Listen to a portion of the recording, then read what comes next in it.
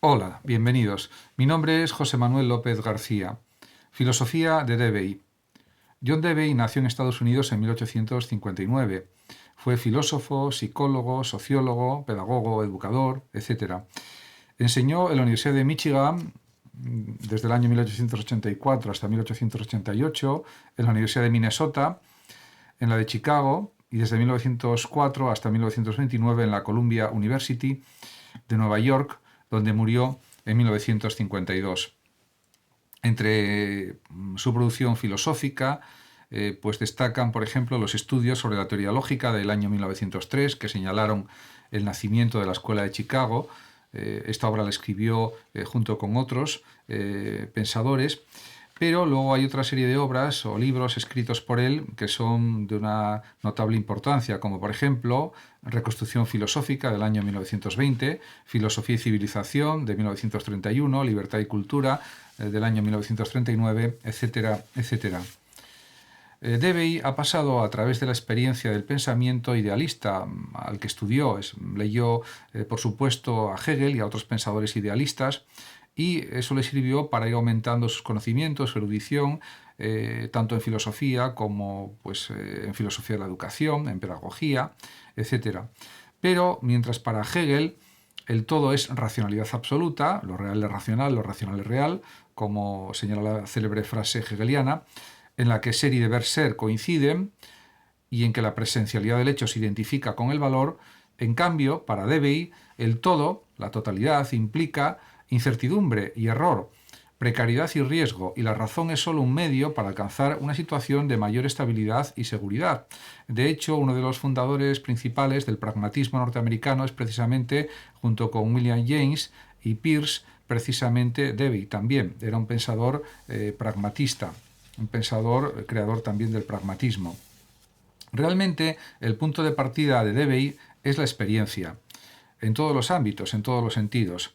Y en esto su doctrina se relaciona con el empirismo clásico de la tradición anglosajona, si bien es cierto que es un empirismo diferente, diríamos propio, de la idiosincrasia de Debey, ya que él considera que en la experiencia hay cosas positivas y negativas, pero no podemos pretender que el mundo nos ofrezca solo cosas positivas. De hecho, la experiencia de la que habla Debey es la experiencia primitiva, que incluye dentro de sí misma todas las cualidades y los factores de, podemos decir, de turbación, de riesgo, de perversidad y de error, que afectan inevitablemente a la vida humana.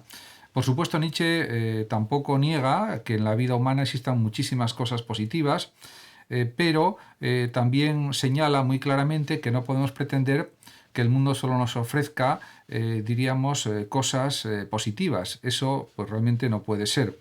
De hecho, él considera que la supremacía del ser y del tener es el rasgo pragmático, que podemos decir que es característico de su filosofía. Pero ser y tener no en un sentido apropiativo, no en un sentido que busque la acaparación de riquezas o de bienes, sino en el sentido de nutrirnos de experiencias, de enriquecernos con la experiencia, en el sentido cognitivo, en el sentido humano, en el sentido psicológico, también podríamos decir. Por lo tanto, diríamos que su pragmatismo tiene esas características también.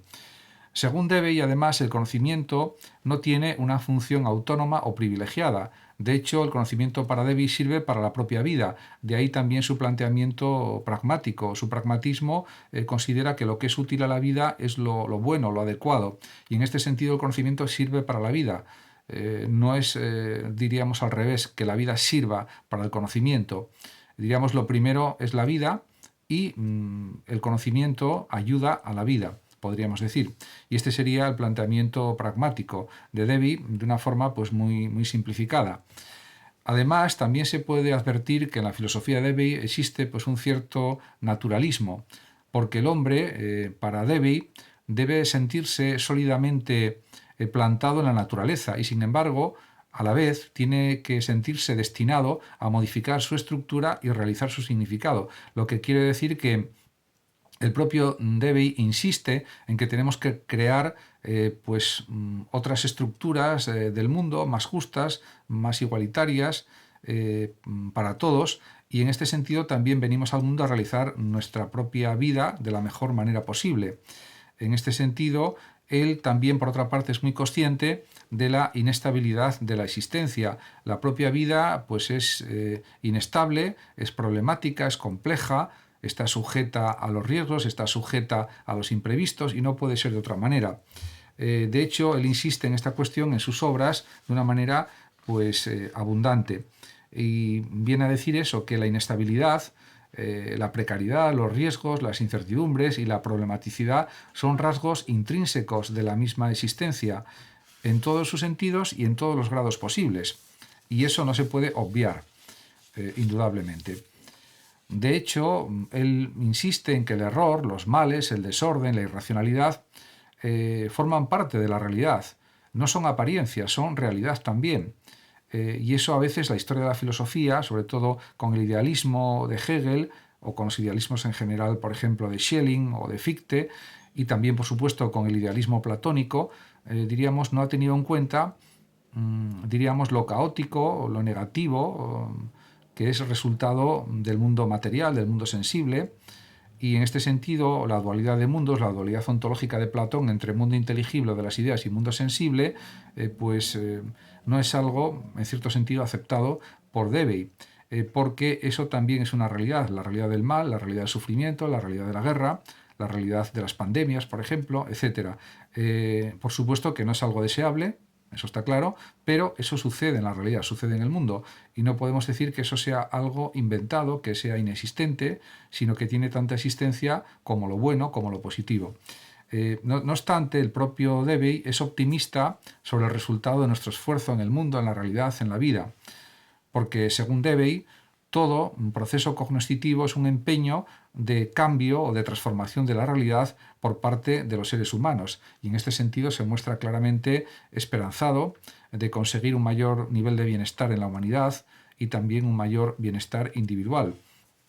Además, también considera que el arte y la filosofía pues son una serie de análisis o comentarios o críticas al mundo, a la realidad, a la naturaleza y a la vida, que enriquecen además el significado de la existencia, y por tanto también está convencido de que la filosofía es una actividad crítica fundamentalmente, es, podríamos decir, crítica de la crítica de alguna manera. Además, Debye considera que entre la experiencia estética o artística y las demás experiencias intelectuales, prácticas o morales, psicológicas, de todo tipo, educativas, pedagógicas, pues no hay diferencias radicales de esencia. Al final son todo experiencias y se pueden recombinar, realmente se interconectan, etc.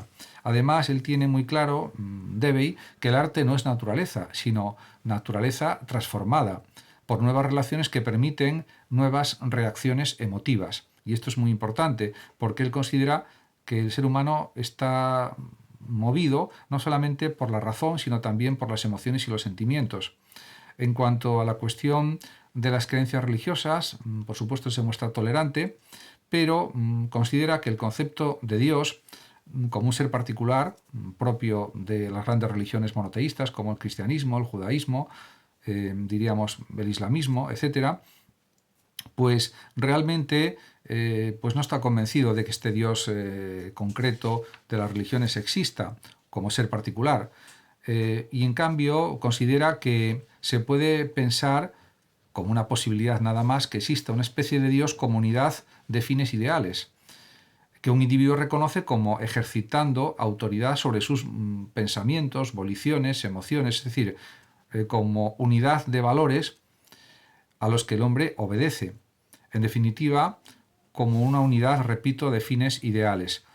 En este sentido, Dios sería una simple posibilidad para nuestro pensamiento, para nuestra inteligencia, pero realmente no tendría una entidad real, sino que simplemente sería una proyección, de alguna manera, de nuestra imaginación, y que también el propio Debye reconoce que la función de la religión pues, puede ser útil o muy útil para la psicología de las masas, para la psicología humana en general, aunque por supuesto él también reconoce que puede haber otros planteamientos como el agnosticismo y el ateísmo.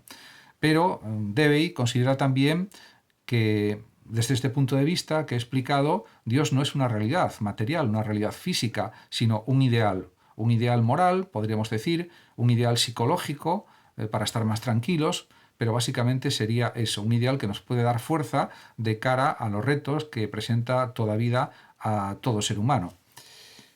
Además, él considera, en relación con la educación, porque él fue pedagogo también, y muy importante, solo se puede alcanzar, según Debye, la plena democracia a través de la educación y la sociedad civil.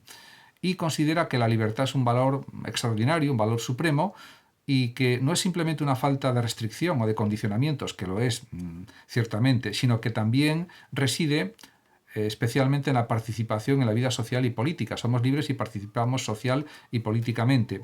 Además, piensa que el conocimiento pues, es claramente una investigación y concibe la investigación como una lucha dirigida por los humanos para resolver los problemas de la sociedad, los problemas individuales, los problemas políticos, los problemas que pueden surgir en todos los niveles de la existencia. Y en este sentido, el propio Debye se muestra también optimista. Además, para Debye, el propósito esencial de la democracia es la ética, es decir, el desarrollo de la personalidad. En cuanto a su filosofía política, cabe destacar que, aunque leyó las obras, por supuesto, de los pensadores marxistas, anarquistas, etc., y especialmente la de Marx, fundamentalmente también, pues considera que, desde su planteamiento como pensador liberal, que lo mejor es el colectivismo liberal, para, de esta manera, diríamos que refundir mejor o unir mejor la individualidad, el poder de la individualidad y la libertad, y también los intereses sociales, los intereses de los grupos sociales, la política, etc. En definitiva, él proponía pues, una especie de pensamiento político liberal, más bien reformista, colectivista, buscando el bienestar general, en un sentido pues más o menos utilitarista, en un sentido pragmático también podríamos decir, para buscar el bienestar de todos. Muchas gracias por su atención a todos. Saludos también, como siempre, a los oyentes de Radio Sofando y Hablando de Filosofía de México. Y por último decir, como siempre, que el que lo desee puede compartir este vídeo, darle me gusta o simplemente suscribirse a mi canal. Hasta siempre.